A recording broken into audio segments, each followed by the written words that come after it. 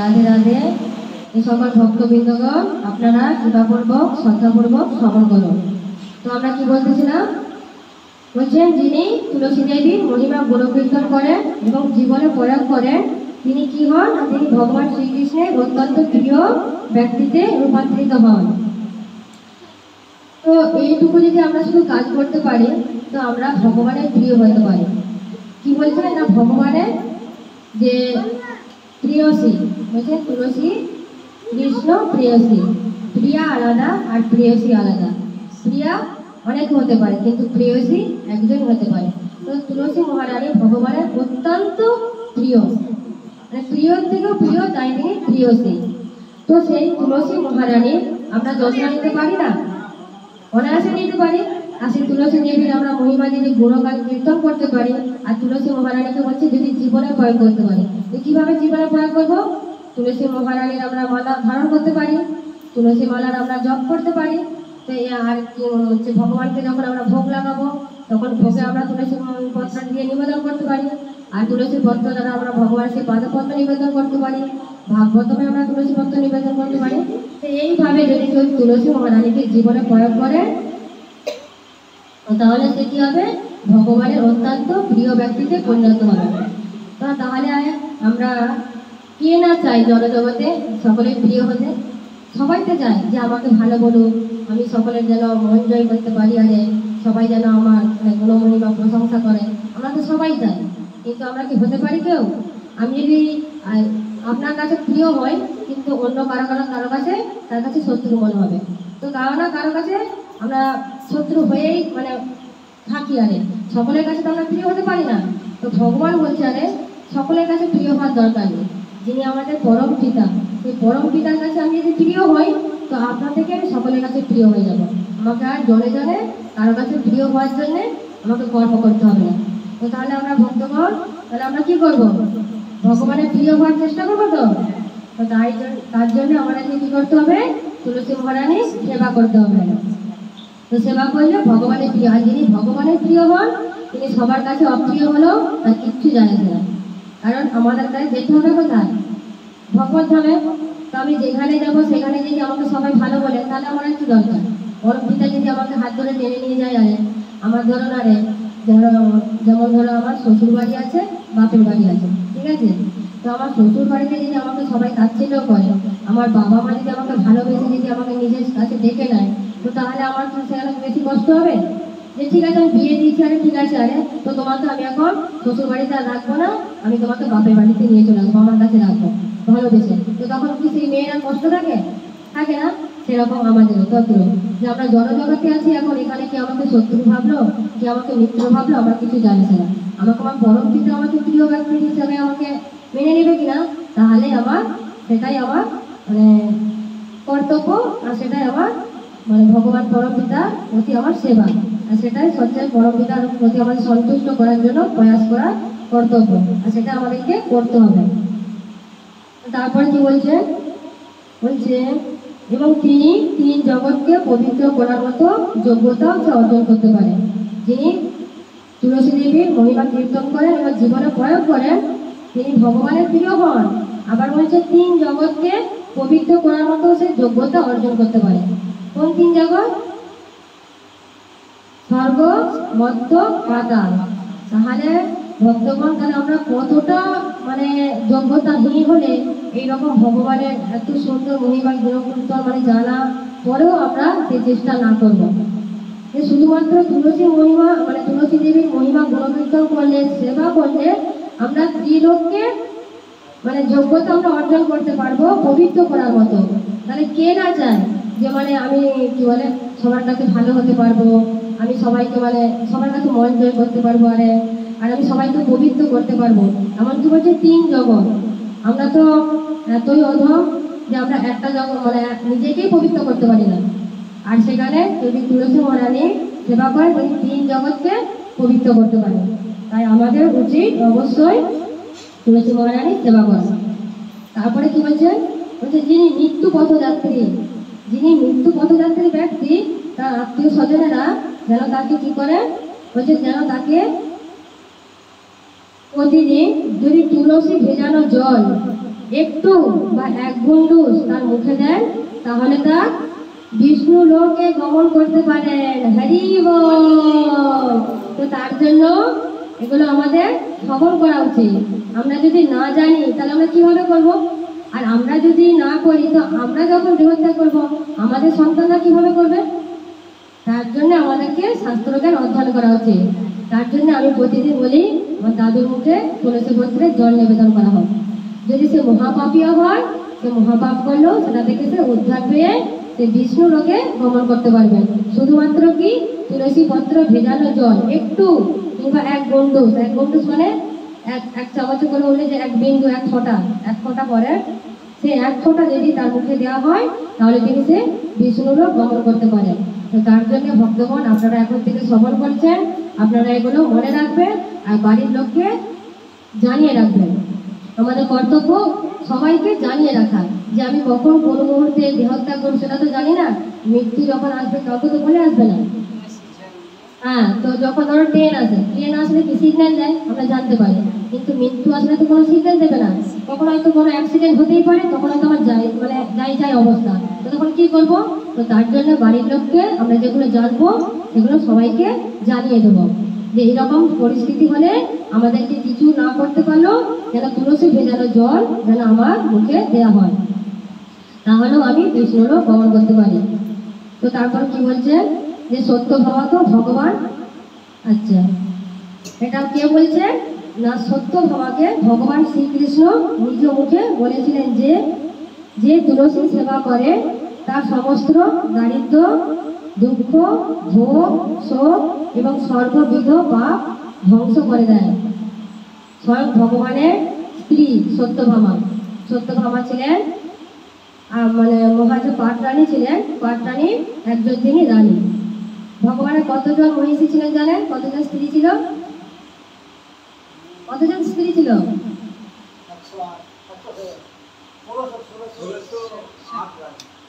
16,108। আর আমাদের এই জগতে মানে কি বলবো, যেসব পিতামাতাই হোক আর যে সমস্ত পুরুষই হোক তারা একটা স্ত্রী নিয়ে হিমশিম খেয়ে যাচ্ছে।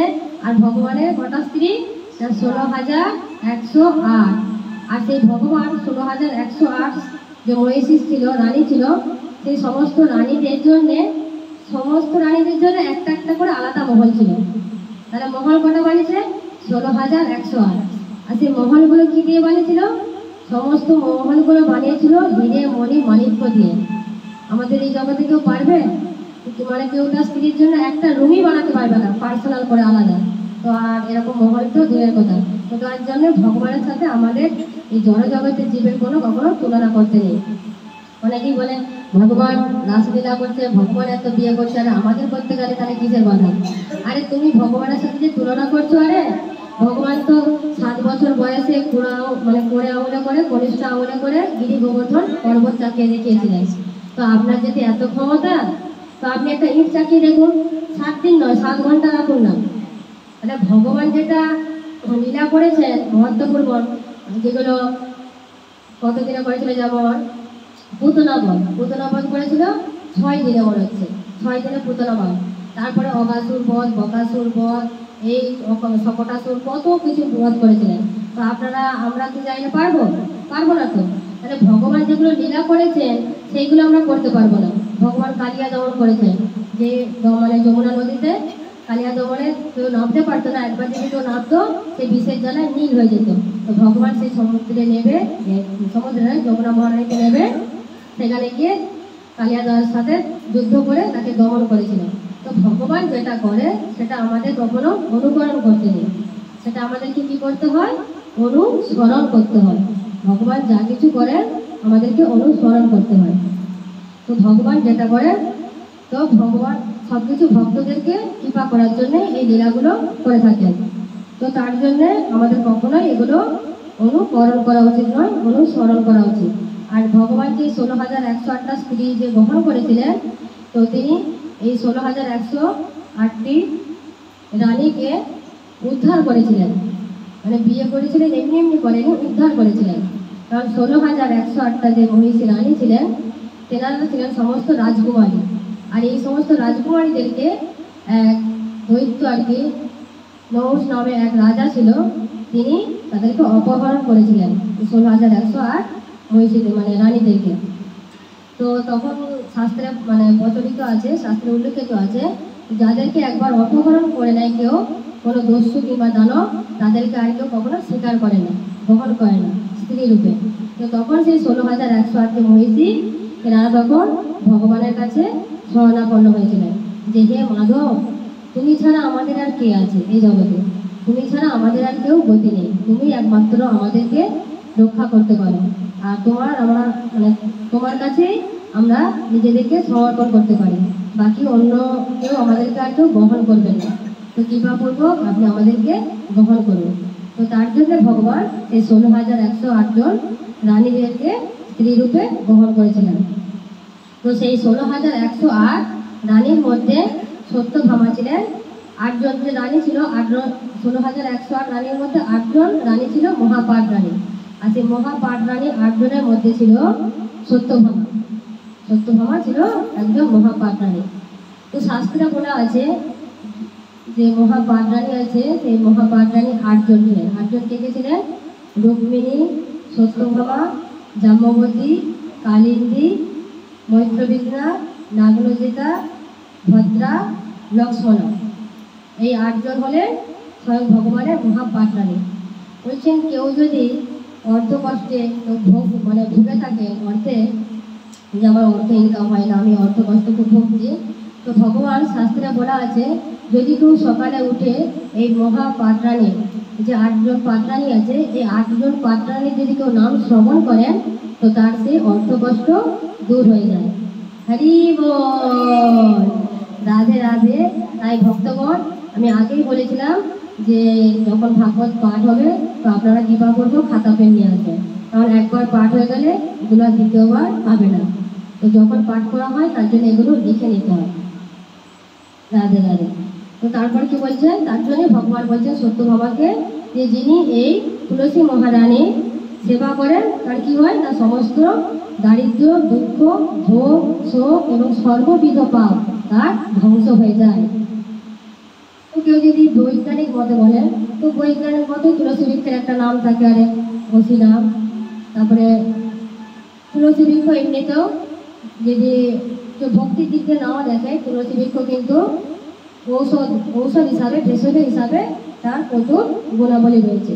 কেউ যদি প্রতিদিন তুলসী বৃক্ষে যদি ওইখানে থাকে আর এইখানে বসে আমি যদি সেই তুলসী বৃক্ষের হাওয়া নিই, যখন হাওয়া দেবে সেই হাওয়াটা যদি আমার মানে গাত্রতে লাগে তো সেটাতেও কি হয়, আমাদের অনেক রোগ জ্বালা ব্যাধি দূর হয়ে যায়। আর স্বয়ং চৈতন্য মহাপ্রভু এই শ্রী মানে বিন্দে দেবী তুলসী মহারানীর কাছে বসে হরিনাম জপ করতেন। তো আমাদের ওই কলিযুগে যখন আমরা জপ করবো, বেশিরভাগ সময় যদি আমরা বিন্দে দেবীর কাছে বসে জপ করি তো সেটা খুবই অতি উত্তম জপ হবে বিন্দে দেবীর কৃপা। তো সেটা আমাদেরকে করা উচিত। তারপরে কি বলেছেন? স্কন্দ পুরাণে আরও বলা আছে যে তুলসী মহারানীকে আমরা যদি স্পর্শ করি তো তাহলে কি হয় না, আমাদের সমস্ত দুঃখ দূর হয়ে যায়। তো আমরা প্রতিদিন করতে পারি, প্রণাম করলাম আর একটু করে স্পর্শ করলাম। তারপরে কি বলছে, যদি কেউ প্রণাম করে জল ঢালে তাহলে কি হয়, তার কি হয় না, তার হয় যমরাজের থেকে যে ভয়, সেই ভয়টা নিস্তার পাওয়া যায়। তো আমরা আগের দিনে শ্রবণ করেছিলাম যে 28টি নরকের বর্ণনা। তো আমরা যদি সেখানে না যেতে চাই তাহলে আমরা এই সহজলভ্য সেবাগুলি আমরা অনায়াসে করতে পারি। তো সেইগুলো আমাদের কৃপা করে করা উচিত। তো আরও কি বলছে যে তুলসী মহারানী সর্বক্ষেত্রে শুভ, সর্বক্ষেত্রে তুলসী মহারানী শুভ। তাই তুলসী মহারানীকে আহ্বান করেছিলেন কে না, তুলসী মহারানীকে এই জড়জগতে আহ্বান করেছিলেন অদ্বৈত আচার্য। অদ্বৈত আচার্য জানা আছে? অদ্বৈত আচার্যকে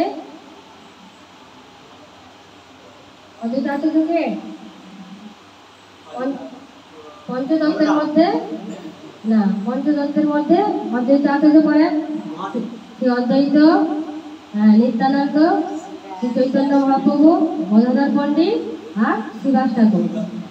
তো শ্রী চৈতন্য মহাপ্রভু তো গৌর বলি, যেই গৌর সেই কৃষ্ণ, তিনি স্বয়ং ভগবান শ্রীকৃষ্ণ। আর যিনি নিতাই চাঁদ নিত্যানন্দ প্রভু তিনি হলেন বলরাম, অদ্বৈত প্রভু হলেন মহাদেব শিবশঙ্কর, আর গদাধর পণ্ডিত হলেন শ্রীমতী রাধারানী, আর শিবাস ঠাকুর হলেন শ্রী নারদ মুনি। বুঝতে পারলেন যে পঞ্চতত্ত্ব হচ্ছে পঞ্চতত্ত্ব মানে যে ঘটনা কারা হন পঞ্চতত্ত্ব। তো এনারা হলেন সবাই ভগবানের পার্শ্বদ, ভগবানের অবতার। তারপরে কি বলছে যে তুলসী মহারানী উৎপত্তি যে ইতিহাস, তো কোথা থেকে তুলসী মহারানী উৎপত্তি কোথা থেকে হলো? বলছেন ব্রহ্মবৈবর্ত পুরাণে রয়েছে ধ্রুব মহারাজের নাতি কেদাররাজ ছিলেন খুবই বিষ্ণু ভক্ত। তিনি একটি যজ্ঞ করেছিলেন, সেই যজ্ঞ থেকে আবির্ভূত হয়েছিলেন তুলসী দেবী। তাহলে সেই তুলসী দেবীকে যজ্ঞ করে নিয়ে এসেছিলেন কে না ধ্রুব মহারাজের নাতি কেদাররাজ। তো কাদের জন্য নিয়ে এসেছিলেন? এই অধম পতিত আমাদের মতো জীবেদের জন্য, যাতে আমরা তুলসী দেবীর সেবা করে তুলসী মহারানীর মানে কি বলে সেবা করে তার আরতি করে বন্দনা করে তার মহিমা গুণকীর্তন করে আমরা যাতে এই জীব লোক থেকে উদ্ধার হতে পারি। তো তারপর কি বলছে তিনি একটি যোগ করে তুলসী দেবীকে নিয়েছিলেন। যে তুলসী দেবী কোথায় থাকেন না বলছে তুলসী দেবী তিনি যমুনার তীরে একটি রমণীয় দ্বীপ ছিল। এই রমণীয় দ্বীপে তিনি 108 যুগ ধরে তপস্যা করেছিলেন। তো তুলসী মহারানী কোথায় ছিলেন না তুলসী মহারানী ছিল যমুনার তীরে একটি রমণীয় দ্বীপে। সেখানে কত যুগ ধরে 108 যুগ ধরে তপস্যা করেছিলেন। আর সেই দ্বীপটির নাম হলো কি? সেই দ্বীপটির নাম হলো বৃন্দাবন। বলো বৃন্দাবন ধাম কি জয়। তো আমরা সবাই কি বৃন্দাবনে একবার যেতে পারি? যাওয়ার ইচ্ছা আছে? রাধানের কাছে প্রার্থনা করুন যেন আমরা যেতে পারি বৃন্দাবনে, তাই তো? আমরা কি একটা কীর্তন করবো বৃন্দাবনে যাওয়ার জন্যে? সবাই এখন যেতে প্রস্তুত বৃন্দাবনে? ঠিক আছে, তাহলে আমরা তাহলে বৃন্দাবনে যাওয়ার জন্য তোমাদের রাধানের কাছে প্রার্থনা করছি। করতালে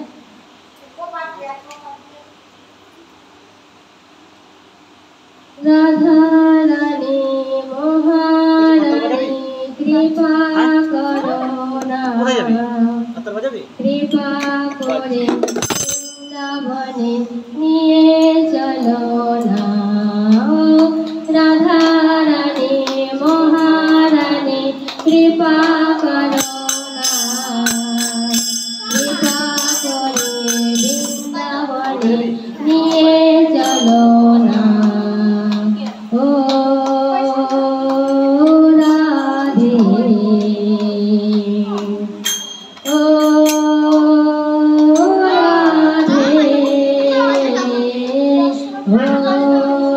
ও রাধে, ও রাধে। রাধা রানী মহারানী কৃপা করো না, কৃপা করে বৃন্দাবনে নিয়ে চলো না। তোমার কৃপা হলে পাবো মধুর বৃন্দাবন, তোমার কৃপা হলে পাবো মধুর বৃন্দাবন। নয়নে হেরিব আমি গিরি গোবর্ধন, নয়নে হেরিব আমি গিরি গোবর্ধন। রাধা রানী মহারানী কৃপা করো না, কৃপা করে চরণ তলে রেখে দিও না।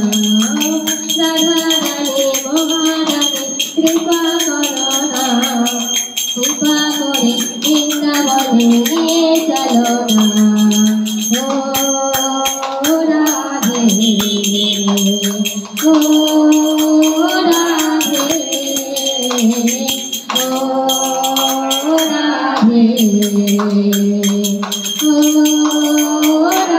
রাধে। তোমার কৃপা হলে পাবো শ্রীমদন মহান, তোমার কৃপা হলে পাবো শ্রীমদন মহান। গোপী প্রেম দিয়ে রাখো শ্রী গুরু চরণ, গোপী প্রেম দিয়ে রাখো শ্রী গুরু চরণ। রাধা রানী মহারানী কৃপা করো না, কৃপা করে বৃন্দাবনে নিয়ে চলো না। রাধা রানী মহারানী কৃপা করো না, বৃন্দাবনে নিয়ে চলো না। ও রাধে, ও রাধে, তুমি যদি করো কৃপা যাব ভব পারে, তুমি যদি করো কৃপা যাব ভব পারে, তুমি বিনা কৃষ্ণ ভক্তি কে বা দিতে পারে, তুমি বিনা কৃষ্ণ ভক্তি কে বা দিতে পারে। রাধা রানী মহারানী কৃপা করো না, কৃপা করে বৃন্দাবনে নিয়ে চলো না। রাধা রানী মহারানী কৃপা করো না, কৃপা করে বৃন্দাবনে নিয়ে চলো না। ও রাধে, ও রাধে, ও রাধে, ও রাধে।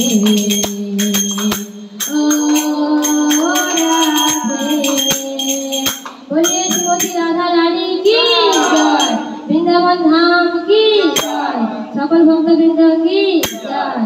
ভক্তদের কি আনন্দ হয়েছে? হরি বল।